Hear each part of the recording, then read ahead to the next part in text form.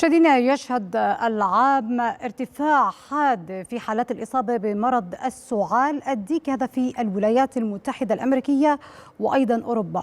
ويعتبر مشاهدينا سجلت السلطات الصحية الأمريكية أكثر من 18 ألف حالة و500 أيضا، هذا منذ بداية العام. يعتبر الحمد لله حبيبة أنه ما عندنا في أوروبا وأمريكا بس هذه الحالات. صحيح يا رشا، يعني كمان في بيانات مراكز السيطرة على الأمراض والوقاية منها بتشير لأن هذا العدد يفوق 5 أضعاف ما تم تسجيله في الفترة نفسها من العام الماضي، وبيسجل أعلى معدل إصابات منذ 10 سنوات، مما يتوقع أن يكون الوضع أسوأ إذا لم تتخذ إجراءات حازمة.